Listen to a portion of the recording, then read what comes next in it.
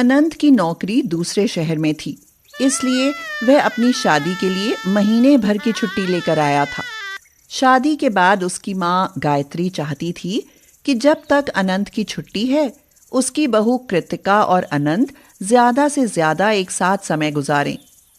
अनंत की ड्यूटी पर जाने से पहले कृतिका की माँ उसकी ससुराल आई और बोली, कैसी है कृतिका, ससुराल में खुश तो है ना? कृतिका जोश में बोली, मौज में हूँ मम्मी, सच बताऊं बड़ा मजा आ रहा है। मैं तो पूरे दिन कमरे से बाहर ही नहीं निकलती।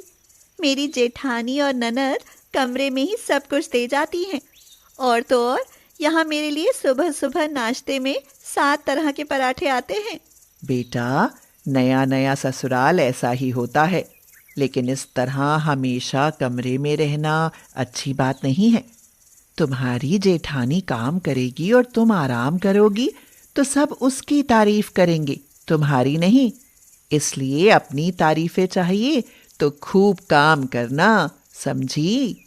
अच्छा, ऐसा है तो ठीक है मम्मी, मैं कल से ही काम करना शुरू कर दूंगी। अगली सुबह वह रसोई में गई। शुभांगी उसे देखकर बोली, अरे आज चांद किधर से निकल आया? तुम इतनी सुबह रसोई में? सासू माँ ने इजाजत दे दी क्या रसोई में आने के लिए? भाभी, मैं कब तक मेहमान बनकर रहूंगी? आखिर रसोई तो मुझे भी देखनी पड़ेगी। वो तो मैं अनंत जी की वजह से नहीं आ पाती। अरे बस करो, जाओ तुम देवर जी के साथ एंजॉय करो। रसोई संभालने के लिए तो मैं हूं ना, इस घर की नौकरानी। हाँ। कृतिका को लगा जैसे उसकी जेठानी उसे ही ताना मार रही हो। उसने धीरे से पूछा, भाभी, नाश्ते में क्या बनेगा? 7 तरह के पराठे बनेंगे। अभी तुम थोड़े आलू उबाल लो, तब तक मैं आटा लगाती हूँ। पराठे तुम बना लेना। 7 तरह के पराठे? लगता है घबरा आ गई। मुझे देखो, मैं 3 साल से सबको बनाकर खिला रही हूँ। इस घर में सुबह 7 तरह के पराठों से नाश्ता होता है। मेरी जगह कोई और होती ना तो एक दिन भी रसोई में नहीं टिकती। किस्मत तो तुम्हारी अच्छी है जो सासू माँ ने तुम्हें महीने भर से बेड पर बिठा रखा है, वरना हमारे हाथों की तो मेहंदी भी नहीं छूटने दी थी और रसोई थमा दी थी। हाँ। कृतिका समझ गई कि शुभांगी उसके काम न करने से नाराज है, इसलिए वह चुपचाप काम में लग गई। तभी गायत्री रसोई में आ गई और बोली, कृतिका, तुम यहाँ क्या कर रही हो? कमरे में जाओ और अनंत की पैकिंग में मदद करो। वह आज वापस जा रहा है। यहाँ तो शुभांगी है ना? इतना सुनते ही शुभांगी जल भुन उठी और बोली, हाँ हाँ, भला मेरे रहते रसोई की किसी को चिंता करने की क्या जरूरत है? कुछ ही देर बाद अनंत चला गया और कृतिका अकेली रह गई। अनंत के जाने से शुभांगी बहुत ज्यादा खुश थी। वह बोली, अब देखती हूँ कि महारानी कैसे काम नहीं करेगी। सुबह सुबह इससे 7 तरह के पराठे नहीं बनवा लिए ना तो मेरा नाम भी शुभांगी नहीं। हाँ। अगले दिन सुबह को शुभांगी के कमरे से जोर जोर से आवाज आ रही थी, हाय, मैं मर गई। उफ, आए मेरा पैर। उसकी आवाज सुनकर उसके पति सुमित की आंख खुल गई। उसने पूछा, तुम ठीक तो हो ना शुभांगी? ऐसे क्यों चिल्ला रही हो? मैं वॉशरूम जा रही थी, मेरा पैर मुड़ गया और मोच आ गई। हाय हाय मेरा पैर। तुम रेस्ट करो, अभी थोड़ी देर में हॉस्पिटल चलते हैं।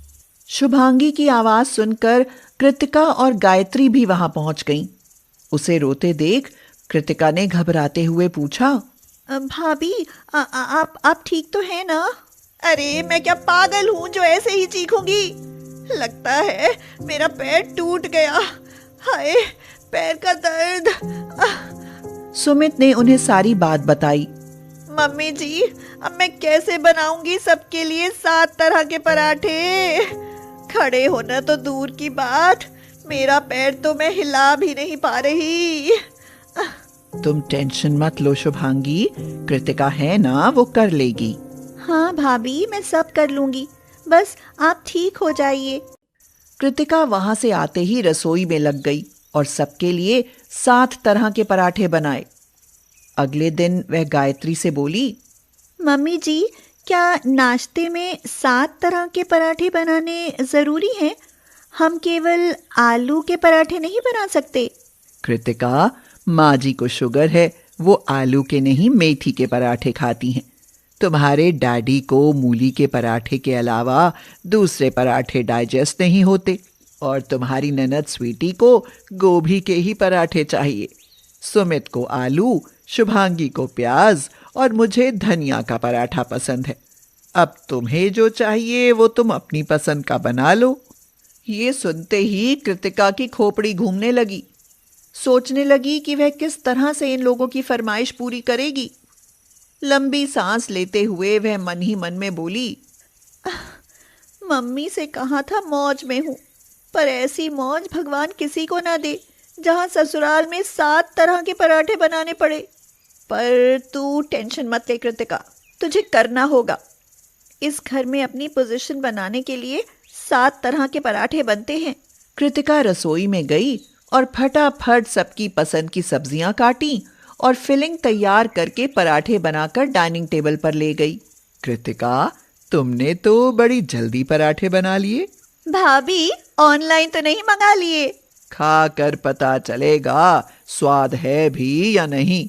कृतिका के ससुर बोले, अरे अब चुपचाप खा भी लो, स्वाद नहीं भी हो तो क्या हुआ, आज बहू ने पहली बार बनाया है, थोड़ा बहुत कम ज्यादा भी हुआ तो कोई बात नहीं। पराठा खाकर स्वीटी चिल्लाई, वाह भाभी, सुपर, बहुत टेस्टी पराठे, वरना शुभांगी भाभी तो कच्चे पक्के बनाकर रख देती थी। हाँ बहू, तुमने तो दिल खुश कर दिया, लेकिन एक बात समझ नहीं आई कि तुमने इतनी जल्दी पराठे कैसे बनाए। वो मम्मी जी, मैंने पराठे बेलकर बटर लगाकर एक साथ कई सारे अवन में रख दिए थे, इस वजह से जल्दी सिक गए। अरे वाह, खूब दिमाग लगाया तुमने तो। हम तो तवे पर ही घंटों लगे रहते हैं। अब कृतिका रोज इसी तरह पराठे बनाने लगी। खाली समय में वह सब्जियां काट कर रख लेती थी। मसाला भी उसने काफी सारा बनाकर एक डिब्बे में भर लिया, जिससे सारे डिब्बे खोलने की जरूरत ही नहीं पड़ती। कृतिका की घर में अब सब तारीफ करने लगे थे। शुभांगी अभी भी पैर का बहाना बनाकर बिस्तर पर थी। 1 महीने बाद अनंत फिर 2 दिन की छुट्टी लेकर घर आया। अचानक से उसे जोर से हंसने की आवाज आई। उसने कान लगाकर सुना तो शुभांगी अपनी बहन से फोन पर बात कर रही थी। सासू माँ ने तो उसे आते ही सिर पर बैठा लिया था, पर मैंने एक झटके में ही उसे जमीन चटा दी। अब खुद ही रोज नाश्ता बनाती है, वो भी 7 तरह के पराठे। मुझे तो बड़ा मजा आ रहा है। पैर में मोच का बहाना लिए मजे से बेड पर लेटी रहती हूँ। तेरे जीजा जी को भी सच्चाई नहीं पता। हाँ। अनंत ने उसकी आवाज अपने फोन में रिकॉर्ड कर ली और नाश्ते के समय सबको वो रिकॉर्डिंग सुनाई। गायत्री गुस्से में बोली, सुमित, जाओ और शुभांगी को बाहर बुला कर लाओ। शुभांगी लंगड़ाते हुए बाहर आई और पूछने लगी, आपने बुलाया मम्मी जी? तुम्हारा पैर अब कैसा है? बहुत दर्द है मम्मी जी, रात भर सो नहीं पाई। डॉक्टर ने बेड रेस्ट बोला है और आपने बाहर बुला लिया। गायत्री ने उसे रिकॉर्डिंग सुनाई तो उसकी आंखें शर्म से झुक गईं। तुम्हें शर्म आनी चाहिए शुभांगी। कृतिका तुमसे छोटी है और इस घर में नई है। उसका पति कुछ समय के लिए ही उसके पास आता है। सिर्फ यही कारण था कि मैंने उसे काम नहीं करने दिया और तुमने हम लोगों के साथ इतना बड़ा नाटक खेला। भाभी, आप मेरी बड़ी बहन जैसी हो। आप प्यार से कहती तो मैं खुद ही सब कर लेती, लेकिन आपके मन में मेरे लिए इतनी नफरत। जो औरत काम से बचने के लिए इतना बड़ा ड्रामा कर सकती है, वो कुछ भी कर सकती है। मैं अब तुम्हारे साथ नहीं रह सकता। मुझे तुमसे तलाक चाहिए।